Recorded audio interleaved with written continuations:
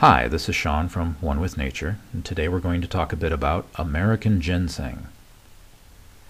So, I had an opportunity a few months back to join a friend of mine and his family on a trip to and through Seoul, South Korea, and the eastern half of China.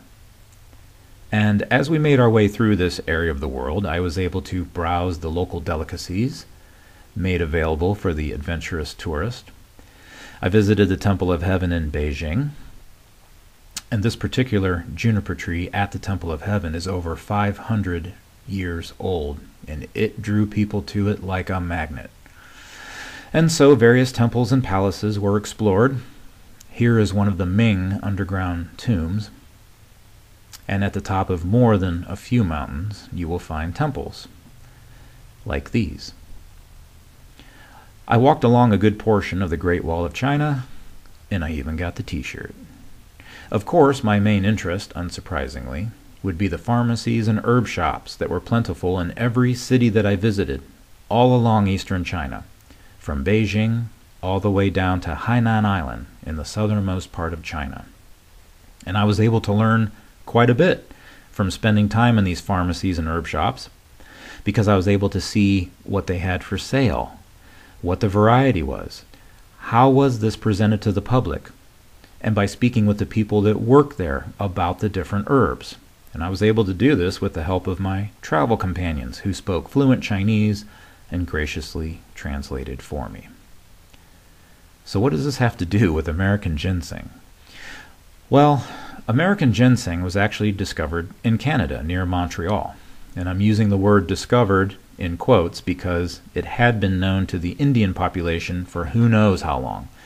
But in any case, the discovery of American ginseng in the early 1700s set about a chain of events that would lead to well over 100,000 tons of American ginseng root being exported from North America to China.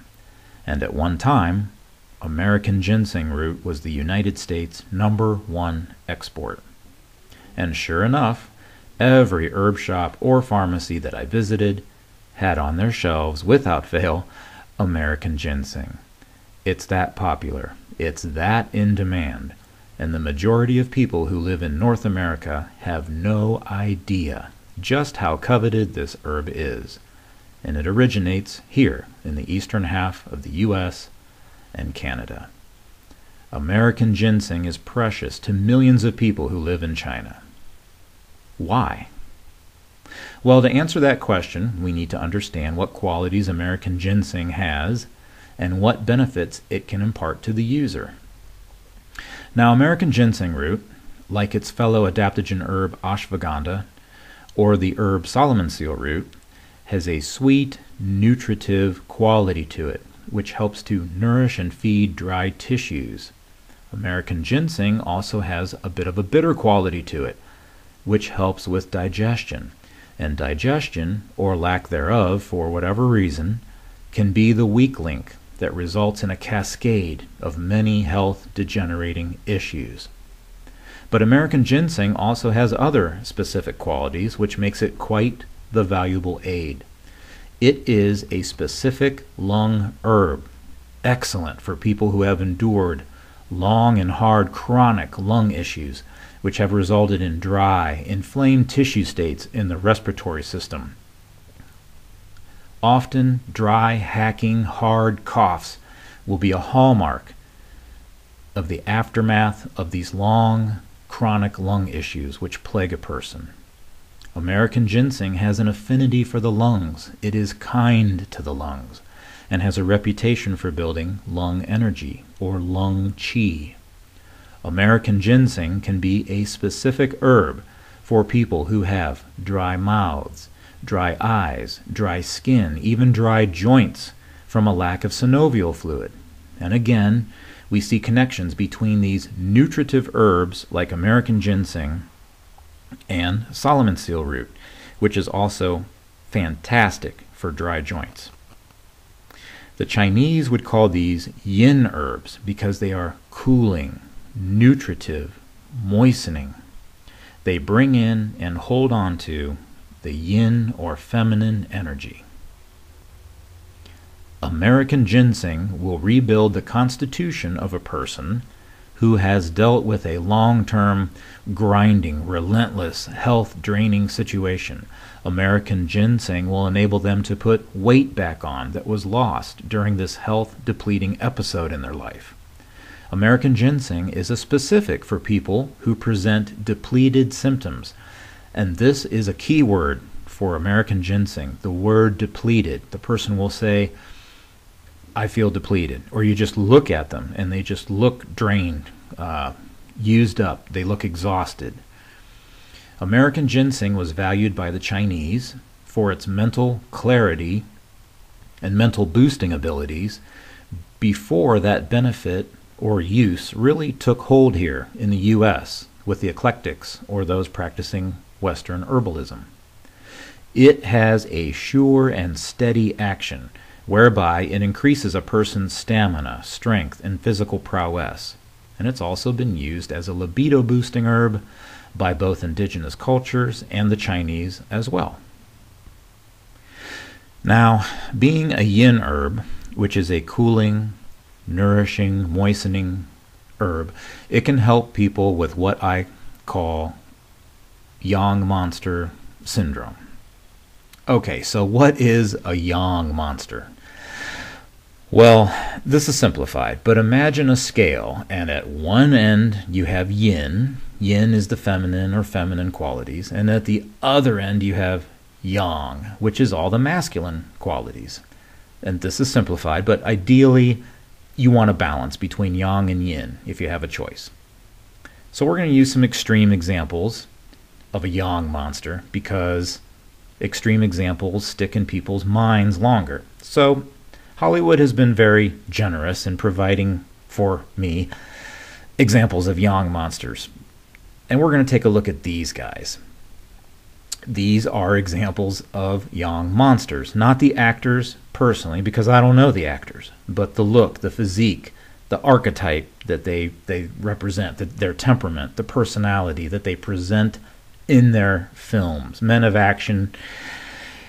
What are the qualities of the yang monster? Well, by the way, you can be a man or a woman and have the designation of a yang monster, because if your yang and your yin is extremely out of balance, you're going to present one way or the other. So for a yang monster, they're brash. They're all masculine all the time. Physical aggression is quick to occur, quick temper. In real life, they're going to have red or ruddy cheeks. They're going to have dry skin, dry hair, dry everything. They run hot. Their internal organs are hot. They may take a lot of power herbs, stimulating herbs, in order to be able to have more energy because they want more yang. They're not satisfied with what they have. They're driven to, let's say, lift more weight in the gym, run faster, work out longer. They may also be, not all yang monsters, but a portion are very concerned about how others view them. So they have to be all alpha male all the time. And this can be very tiring, not only for them, but for everybody around them. This constitutional type can become so yang or so yin deficient that they will begin to burn their organs up. And they will literally start to fall apart physically, like they have been cooked in a microwave or something. This falling apart can present initially as boils or heat rashes on their skin, extremely red face, and the cells begin to fall apart. I've seen this, and I'm thinking of two cases right now where American Ginseng was able to correct this situation in days because the person is regaining balance, and American Ginseng fit into that window where you have specific issues that you can definitely outline. They're concrete. You take a look at it and you say, this person needs American Ginseng. And you can do this with lots of all herbs if you are familiar enough with what you're dealing with with the person that's presented in front of you. So normally American Ginseng is a slow and steady working herb, and that's fine. That's perfect. But in the cases where you can really dial in and become exact and nail the correct herb to that person at that point in time, it can work really fast. Everything will just line up and results are soon to occur. So there you have a little bit about American ginseng. Books could be written on just this one herb, and plenty have been. Just go to Amazon, type in American ginseng, and you'll have lots to catch up on. Okay, so we're going to take a look at some pictures of American ginseng in actual herb shops in China that I took while I was there. This first picture, you can see that the employee here is thrilled to have Shawn from One with Nature back in her pharmacy taking pictures and asking questions all over again. This is a pharmacy in Beijing, not far from the gigantic Apple store, which was absolutely packed with people. In this close-up, you can see a box of American Ginseng roots that have been sliced up and arranged for sale.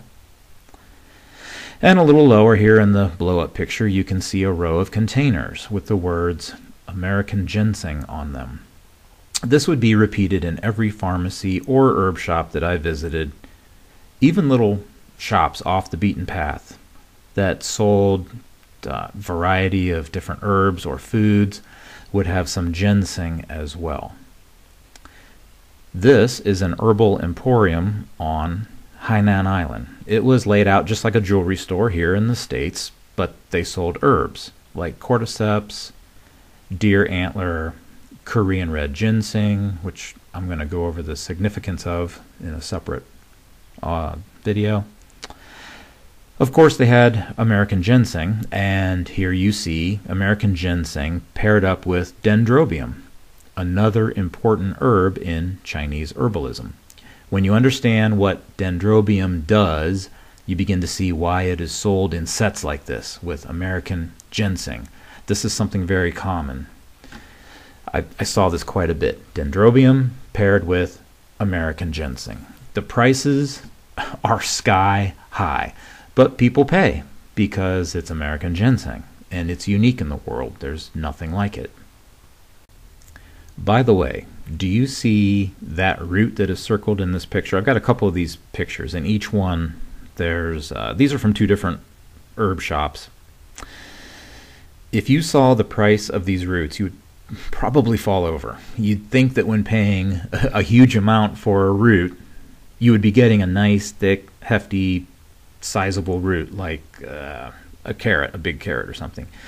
But this slender, kind of scrawny looking thin root is actually preferred. This, if you have a choice, this is what you want.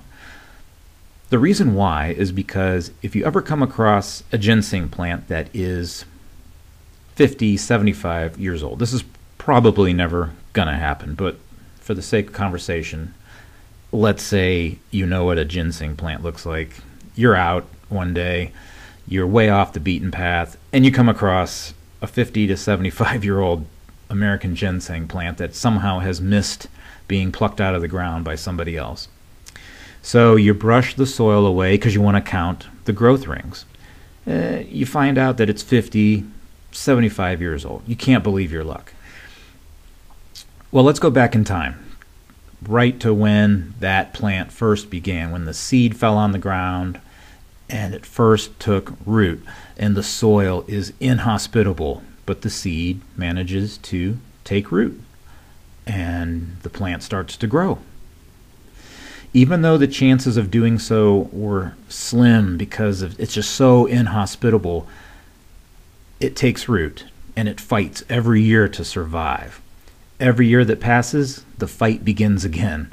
The plant makes it one more time around the sun, and it's got to survive all over again. It does this 75 times. It lasts longer than most people will live. So this is the root you want, because this plant is a survivor. It has had to grow, then flourish in these inhospitable conditions, but it keeps on living. So the power in this root, even though it looks scrawny and thin, is greater than any cultivated root you're ever going to find. Because it grew in the wild, it managed to live longer than a lot of other plants in its vicinity. Like I said, maybe it's lived longer than a lot of humans.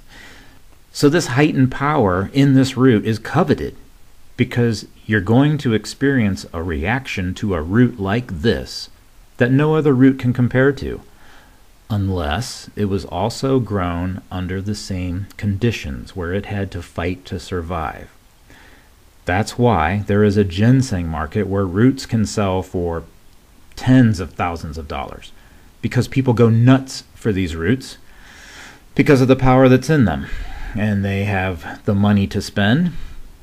And in some cases, what they'll do is they'll pay for this root. Maybe it'll be tens of thousands of dollars, and they'll fast for 3, 7, 10 days. And at the end of that fasting period, they will already have the ginseng root already prepared. It's been steamed. It's been sliced. Maybe they've made a tea out of it. They drink the tea, and this fills their entire body up with energy. So these roots are expensive because they're rare. The overharvesting started due to the incredible ginseng rush that started in the 1700s, and it just got wiped out. American ginseng root is endangered. It's considered an endangered species. So as a person that wants to go out and buy ginseng, this results in buying what would be considered basically an okay or a good grade of ginseng. It's still going to set you back hundreds of dollars a pound. So anyways, that was a little digression off the path there, but I wanted to bring that out because that's really, actually, a lot of people covet that. A lot of people look for that. You wouldn't believe the amount of money that exchanges hands so that people can get their hands on roots just like that, and tons of money is involved in the ginseng trade. So that wraps up this video on American ginseng. Ideally, lots more to come. So much information to share, but just not enough time, especially lately. Just a lot going on. So we will just see what happens. Thank you for listening.